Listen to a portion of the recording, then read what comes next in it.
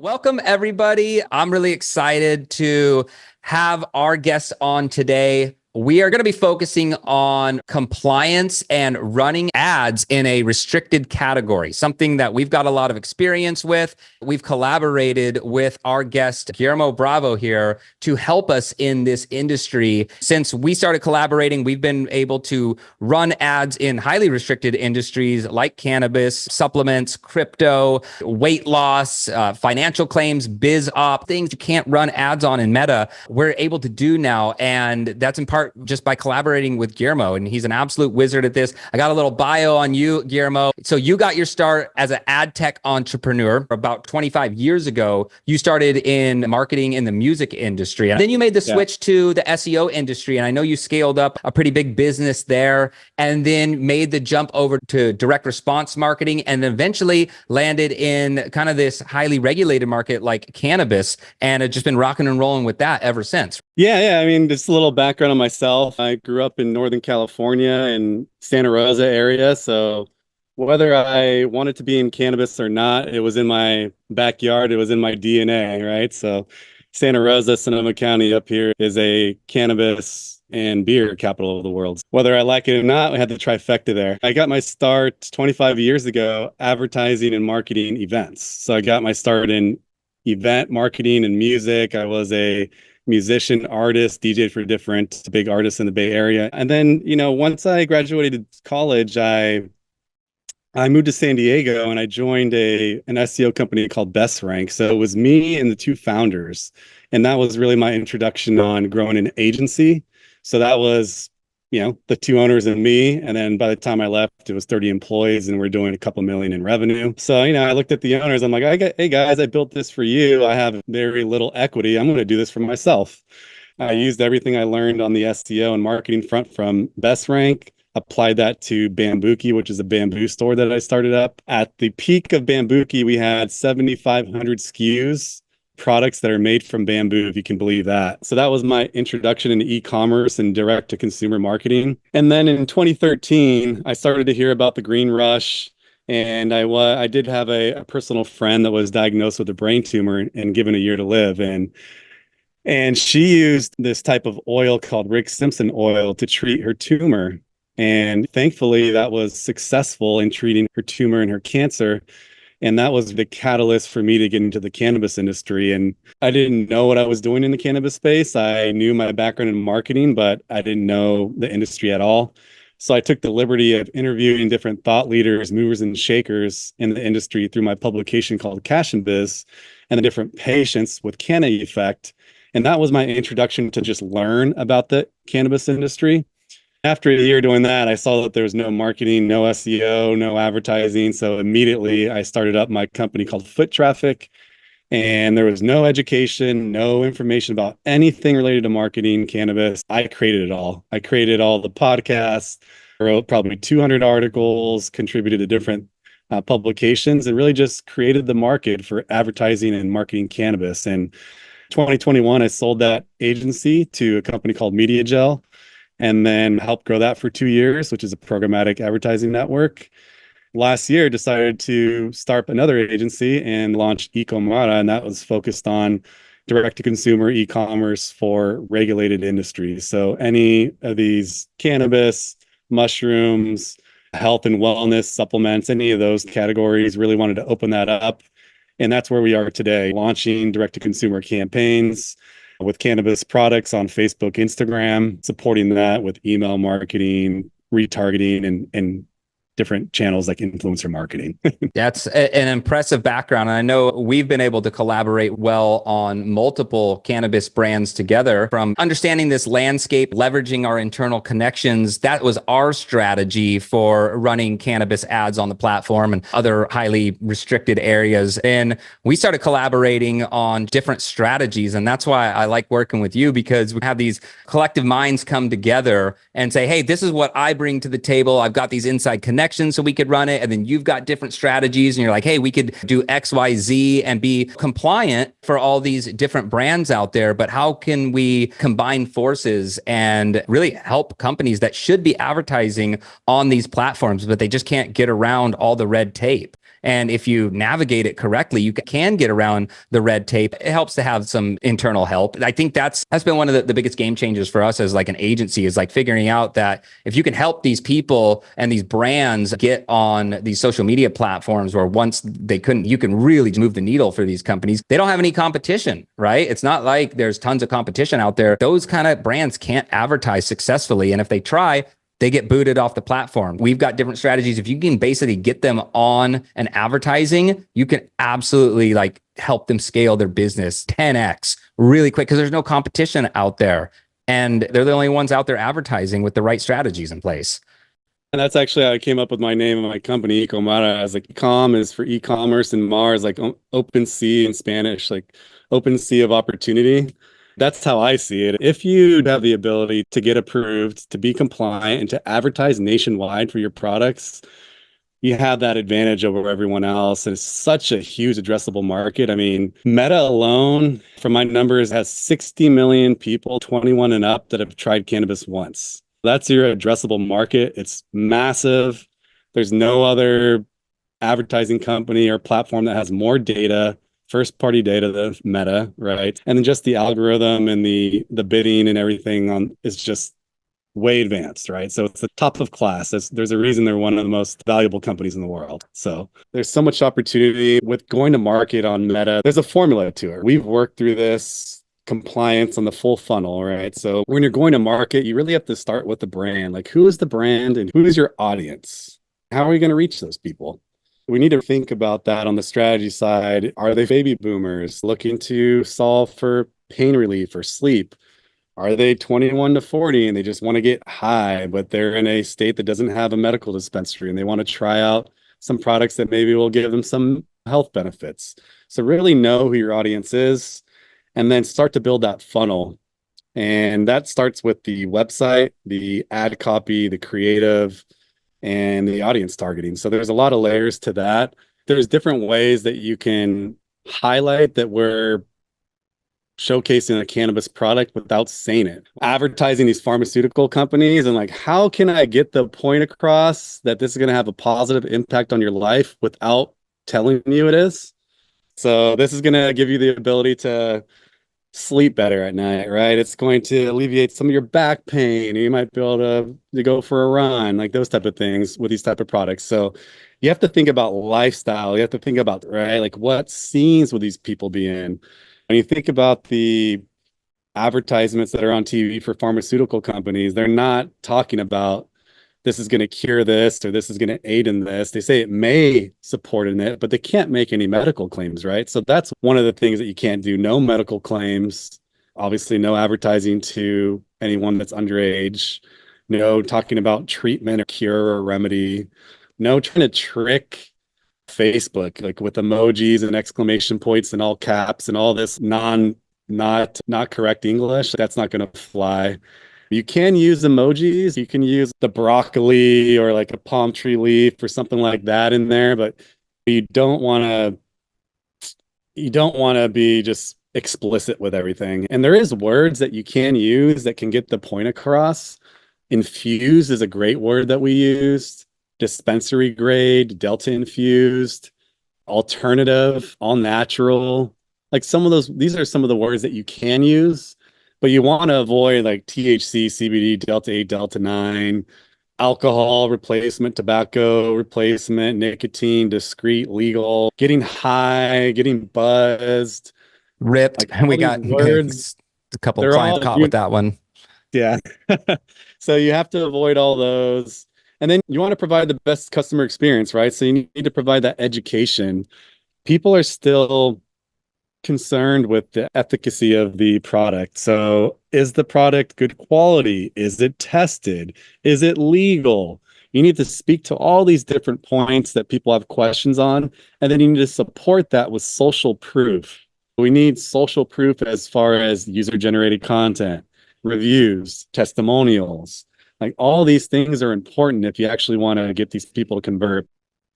Before we do anything, we build the funnel, and all of this compliance and regulation and best practices applies to the entire funnel.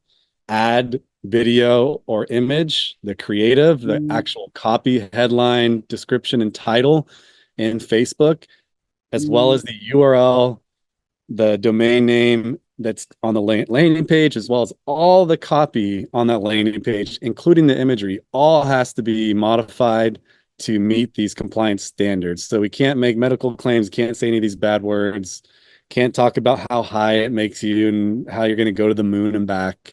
Like you have to be very concrete and PG, I would say, with your content and copy. Then I can hand it off to you, Jacob. Then you can review this with the Meta team and your compliance team, have another set of eyes on it.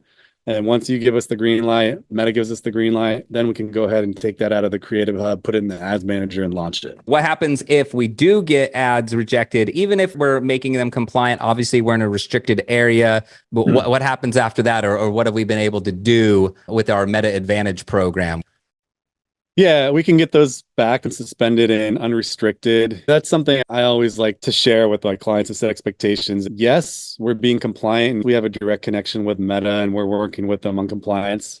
But ultimately, if you are selling this type of product, a psychoactive, orally digestible product that has an effect on you, that is still against the regulations with Meta. So even if we're on the compliance side with the ad copy creative, you are still advertising a regulated product. It's under the same category as health and wellness supplements, and that's a whole regulation that you have to pay attention to.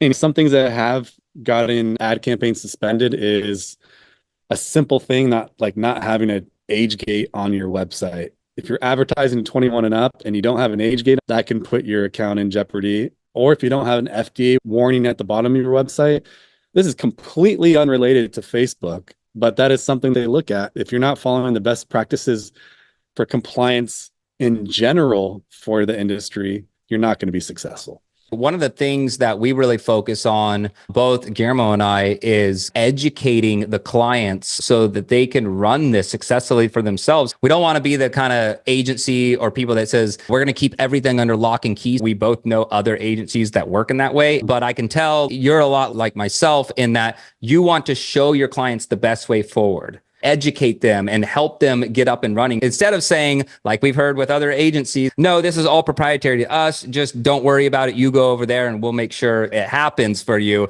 But then they're left wondering, what do we do, guys? I don't understand it. That's where we want to be different in this space and show people what we're doing and teach them. You can absolutely do this if you get these fundamentals in place, and then you could take it and run it from there. Obviously, with our help, we've got the back end support, and we're always perfecting our strategies, but we want to show the client this is how it's done. This is how you can do it yourself.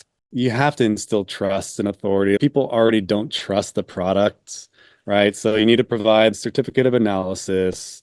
You need to provide your business license that you're a legit company. And then like our relationship with our advertisers is we're transparent with everything we're doing. We're not trying to trick Meta. We're not trying to trick you as an advertiser, because ultimately that's going to jeopardize the account. We want you to be successful. We want you to drive a profitable return on ad spend. So there is steps to that. And you just have to follow the process, follow the compliance, and be realistic with your expectations. THC is not the same as CBD. I'm seeing a much higher return on ad spends, and people convert at a much higher rate for THC products because there's less competition and there's less stores, and they go to the store and they have intent to buy.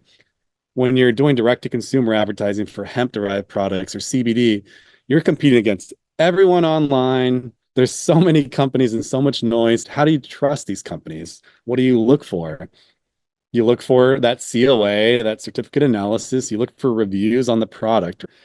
You're looking for followers on their Instagram and Facebook account. Are they a trustworthy company? Are they responding to people's comments? Or are they just hiding behind a screen and not providing customer service? All these come into play. And to your point, we can provide different levels of support. We can provide the insurance where we just provide compliance guidance to you. It's in your best interest to follow those recommendations because we're just trying to do what's best for your ad account health. We can support on the media buying side as well. We can support on the design and strategy side, but we don't have to do any of these things. We can support you in whatever way that is a good fit for your business. We work with it in different ways where some of our partners and advertisers just want us to review all the ads they create, let us know what's wrong with them, provide feedback, get it approved by Meta, and then they just want to launch 2, 4, 5, 10 ads a week. And that's what they want to do. They just hire us to make sure that they're not doing anything wrong. We're just direct with Meta. Hey, we want to advertise these products. How can we do it? They walk us in the door. And if there's things that are triggering the AI or triggering the manual reviews from the Meta advertisers, then we'll work with them and fix that. Back and forth, there needs to be feedback from Meta, the media buying team, and the customers. If they don't like it, they're going to report the ads, right? So if there's something that we're not being honest with in those ads, then the customer is going to report that. Google, Facebook, all these platforms, their business is around providing the best experience for their customers. For Facebook, it's allowing people to communicate in the most efficient way. For Google, it's allowing you to research and find products.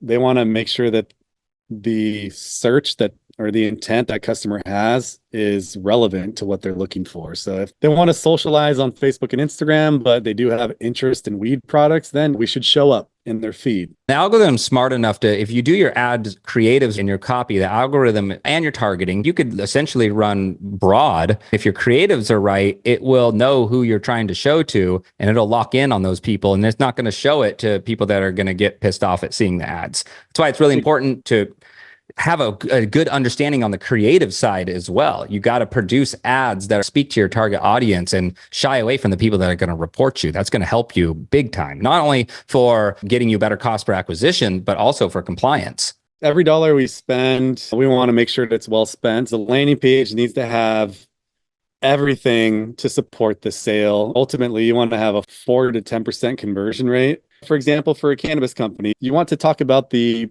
quality of the products, the ingredients, right? Where was this grown? Where was this manufactured? Is this in the USA? Is there a guarantee, like 100% satisfaction guarantee? And then highlight the number of reviews. You need to have all that above the fold. And then you need the top unique selling points, whether it's infused, fast acting, dispensary grade, refreshing, have those above the fold, as well as more social proof, right? 4.8 star out of 800 reviews. You want to highlight those reviews. So all these things need to be in place on the landing page, and they need to be in place multiple times. You need to reinforce that with reviews, testimonials, and user-generated content, and then answer any FAQs. If there's any commonly asked questions, answer those on the landing page. Those are key elements that you need to have on the landing page, because ultimately that's going to dictate the performance of the media buying. So as we move to the media buying side, you want to create ads that stop the scroll. There's so much noise on Facebook and Instagram. You're scrolling, you're looking at the latest news, workout plans, and 1,000 podcasts on that. How are you going to get people to stop the scroll? You need to catch them right in their tracks. So you need to create an ad that stops them to scroll, hopefully animated or something provocative to get them to stop. We're doing an ad for a topical cream that helps with eczema. What do we show? A disgusting elbow with eczema. That's going to stop the scroll, right? Like, I don't want to see that. And you have a before and after. You just show a sliding thing. This is the before and this is the after. And that's on the landing page. That's in the ad. And that's going to get them to click on the ad. So that's going to drive high click-through rates. A well-designed ad that speaks to your audience is going to drive high click-through rates of 5% or higher. If you can get higher than that, amazing. If you want to get shares and engagement on that content, on those ads, which is going to drive up engagement, which is going to drive down your CPM, cost per million, 1,000 impressions, and which is going to just drive down the overall cost to get that traffic. And then when you get them to the landing page, if you have all these best practices in place, they're going to convert. So if you can have your click-through rate above 5%, your landing page above 5%, you're going to be in a really great place where you can hopefully hit that $3 return on ad spend, which we shoot for as a minimum break even. Once you hit that, then we scale. We want to get to $5 return on ad spend, $8 return on ad spend. And then we want to spend $10,000, $20,000, $100,000, $250,000 a month in ads if we maintain that ad spend. So everything has to really hit and be exceptional in every part of the funnel. and it needs to be adjusted quickly. If ads aren't working, turn them off. If the landing page isn't working, use a different landing page or target different products. You don't have to target your entire product catalog. You have 100 products, you probably have 5 that carry your entire business. So market those 5. One of the big things is, as people a lot of times don't do, they don't double down when they find that winner. They keep going and more landing pages, more ads, more strategies. You've got a winner sitting in front of you. And we see this even outside of highly regulated markets. There's your winner. Why don't you spend more on that and vertically scale? And they're like, we just think we need more and more. So that's not actually how you win at advertising. As far as your strategies, do you need to launch 50 new ads every month? Not in highly regulated markets. That's a recipe for disaster. I do launching and testing a lot of ad creatives in normal markets where you don't have these compliance issues. We've worked with clients like when you are constantly launching more ads, more landing pages, more offers, and you have clear winners right here, we have learned to double down on those winning strategies and fly under the radar. Right? Because if you have a winning strategy that's working, well, you've already passed review, you already passed compliance, you're good, you're in the door, right? So why buck the system? It's like sneaking into a nightclub, right? You and I both have backgrounds in this industry. You get in, I'm not saying sneaking in, but let's say somebody gets past the bouncer, they're underage and they get in, right? What are you going to do? You're not going to go back out and get something from your car or try and sneak more of your buddies in. You're probably going to lay low and get all your value from getting in. That's essentially what we're doing. We're not sneaking in, but we're getting past compliance. When you find these winning strategies, it doesn't mean you can't keep testing and bringing more stuff in, but we focus on vertical scaling, spending more money on the winning strategies versus just dumping more and more stuff in there. Because what we've seen is if you do that, you can hit this domino effect where one gets triggered. Meta says, wait, you just got 5 ads triggered right now. Let's look at what else you're doing. And it goes up the chain. And then all of a sudden your ads that were running compliant for a month or two get flagged. And now you're at risk for getting your whole account banned. So it gets exponentially worse if you don't play the game Meta wants you to play. Can you speak a little bit more to when you actually submit new ads? What does that do to the algorithm? And how does that impact the safety of the account? When you submit more ads, you're going through a review process every single time. One of the things that we do when we submit ads, part of our program, Meta Advantage, is we loop in our internal team at Meta to get their eyeballs on it. So it's a way of bypassing the AI bots. We don't want to get triggered by the AI bots. That's why when we collaborate on this stuff, you guys send it to us and let us know when they're going to be launched. And we'll have our team manually push these things through so we don't get flagged for silly things like something that the AI picked up on.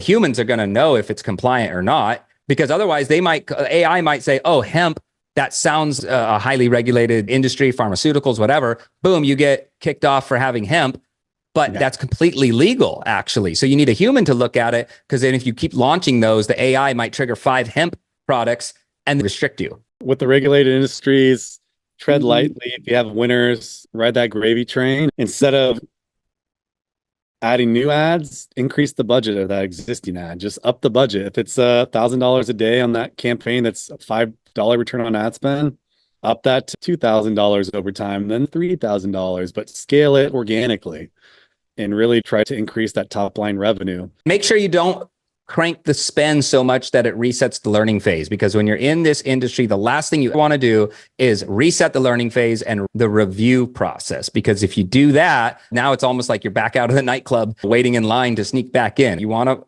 fly under the radar as much as you can. It's really fun on the creative side to figure out what works. It's a game of doubling down. And when you find that winning formula, what do? You double down. That's where it gets fun, right? It's using the science and the data and then our creativity, right? You got to merge those two and find the winning formula. It's going to get your point across to these customers, but also be compliant, but also return a profitable return on ad spend. Kudos to everyone in these industries that are sticking with it, because it's extremely hard to be successful in the cannabis the medicine industries.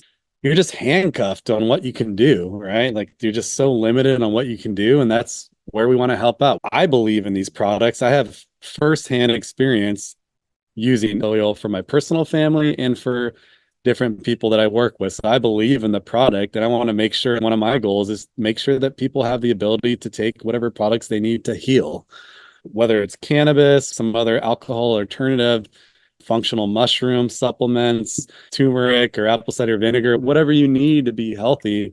We want to make sure that you have easy access. You can order online and get that product delivered to your mailbox, because some people are not mobile.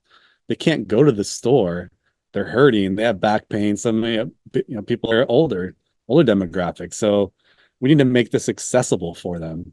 That's one of my goals. One of the reasons I really wanted to open up Facebook and Instagram is because I know there's so many baby boomers, so many people looking for products on there. I see them all the time with the supplement companies, the face creams, and all the different health and wellness products. They do really well. I just want to make sure that anyone interested in these products, whether it's the mud water or Ollie gummies, there's tons of products blowing up right now. We want to make sure those are available for people. Yeah. And those brands know that there is a formula to advertise your regulated product. It just takes some creative brains and a direct line with Meta to really do it. And that's what we're here for. So. Yeah, we're here to get you on the platform, get you up and running. Like Guillermo says, we believe in these products. It's funny you mentioned Mudwater. A buddy of mine, or he's the owner of Mudwater, Shane Heath. I actually used to be a bartender with him at Margaritaville. Shane, I saw on his LinkedIn the other day, he posted something. It was about how it surprises him that you can roll around with alcohol, no problem, no questions asked, which is essentially a poison for your body. But if you have a natural grown mushroom, as he owns Mudwater, a mushroom based drink, if you have functional mushrooms, you could get arrested for something that grew out of the ground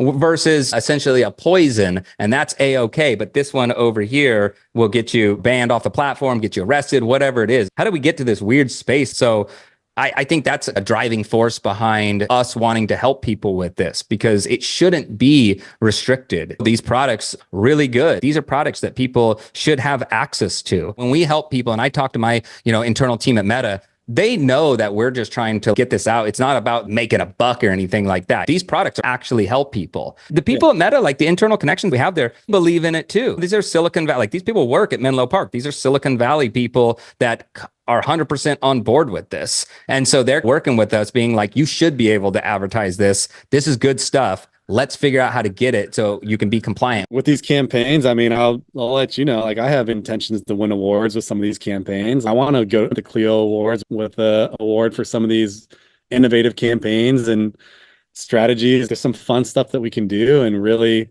It's revolutionary. It really is a new thing that we're going down this path. It's not just reinventing another direct response ad or anything like that. It's like pioneering how we can crack people into this space and help them out, help their company scale so they can help more people with their products.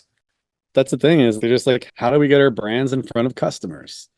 That's the first thing, that people ask. And we can give them all the different channels, obviously SEO, programmatic, and some of these other paid campaigns, but you're very limited with regulated industries. There's not much you can do. Yeah. You can spend money on Facebook and Instagram, support it with some retargeting ads on Google and programmatic. And then you can do SEO, email marketing, SMS marketing, but that's pretty much it. You just need to generate as many users at your top of funnel, nurture them with those mid-funnel testimonials, educational pieces, and then retarget them with the bottom of funnel retargeting ads that may be static or just highlighting the main USPs. You need to have every part of that funnel to be successful, and that's what it takes. You really need to be concrete with the formula. We've had people try to get past us on compliance and try to sneak stuff past us. Just don't do it and follow our recommendations, and we'll help you scale. But we can't go from 5,000 spend to 100,000 spend in a month. We need to slowly scale up the media spend. And we've had to pump the brakes on some clients here and there. Once we get it dialed in, it works better. You can't approach it from, oh, we've done this with this brand, so automatically it's going to work with this brand. We're comparing apples to oranges here. You got to know. And I think that's what we bring to the table is some real background in these highly regulated markets. It's, hey, we've done this before. We've made the mistakes for you. We've hit all the pitfalls. Instead of you figuring that out and hitting all these pitfalls and getting your ad account banned and you're wasting all this money,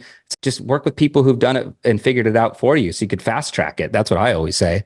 And then also stuff that people wouldn't know, but there is a difference in advertising drinks versus gummies versus vapes versus topicals, right? The first three are smoking or taking orally versus the topicals, you're just putting a cream on. So you can get away with saying more things with the topicals because you're not actually getting high. You can talk more about the benefits, right? About treating your eczema or whatever, but you're not going to say, smoke this joint and go to sleep. You can't say that.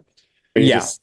You can say, want to ease into rest, right? Something like that. Ease into the night, ease into bed, but not talking about this product is going to take this gummy and it's going to make you sleep. No, can't do that. In that area, look at what some of the melatonin ads are doing and mimic their language, because they still have to be compliant on the platform. They're in a similar space, and there are some major melatonin brands that are crushing it. Creatively think, who else would be in this space that we'd be dealing with? Check out what they're doing, because most likely they're dealing with compliance issues too. If you can see what they're doing and successfully advertise online, pull strategies out of that, funnel hack them a little bit, and then pull those strategies into your own campaigns, and you're going to be way more compliant and fly under the radar. Something that I was wanting to introduce, Guillermo, into the program that we have going is almost like a compliance mini course or a compliance checklist. But let's say you got hired at McDonald's, right? It's a franchise. You'd have to do everything the right way to be a proper McDonald's employee. Now, I think that's what we need to help our clients with too. You can consult people all you want, but if they push back and they're like, no, I'm going to shotgun blast 25 ads out there, and then we're going to talk about getting ripped and stoned, blasted to the moon, we can only consult you so much. If you're going to do that, next thing you get all of them rejected, and now your ad account gets restricted, and now you're dead in the water. Ultimately, people want to try to do it themselves until they fail, and then they'll come work with us after they give it a shot. Exactly. It gets them in the game. One of our biggest challenges is letting people know that this is possible. I've been introduced to people and they're like, we can't do that, so we never even tried. We're only doing programmatic and display ads. We advertise in weed maps or something like that. Just all these different strategies, and they don't even know that they can be in the game. Why I like this is you're just showing people, hey, you can get in the game too. And you could be on social media as well and scaling your brand. Here's some strategies that you could use to get started. And then if you want to take it to the next level, you want to access our internal team, get our advanced strategies. You want experienced media buyers in this space who has done it for multi-million-dollar companies in these highly regulated industries. Come on over. We'll help you out. We'll help you get there. So it's almost just like this entry level, like tripwire. Come on in, get into our network, and then let's show you what we could really do. So we'll have to collaborate on this, but this is some exciting stuff that we've been working on in the background. Maybe we build that out and then we do another live session where we walk people through the entire course. We build it out into PDF and then we'll turn it into a video course. The course that I'm building, it's going to be like, you would have to have probably 32 hours to walk through the course, but we could walk through the breakdown of it. Hey, this is what we're going to go over. These are some tips and tricks that you could do. This is how you build out your ad account structure. We give this highlight to tease people and make them realize like, oh shit, this is possible if I follow this strategy. And we give them enough value to say, I'm going to either do this for myself, or I'm going to work with these guys, or I'm going to get their mini course. So multiple ways that we could work this. And this is just like an exciting, just so you know, I'm going out to Florida for Onyx and Gall's. He's got WebinarCon coming up. November 7th, I'll be out in Orlando speaking at WebinarCon. And if you know Onyx, he's big on compliance. That's his whole thing. FTC compliance is like the name of the game for him. So he's got me out there as an ex-Facebook employee teaching on compliance in highly regulated markets like this, and how to build trust with Meta and how to make more money with Meta if you could be more of a trusted advertiser like QuickBooks or Uber or Cheetos. All those have so much trust with Meta, they can say whatever they want on the platform.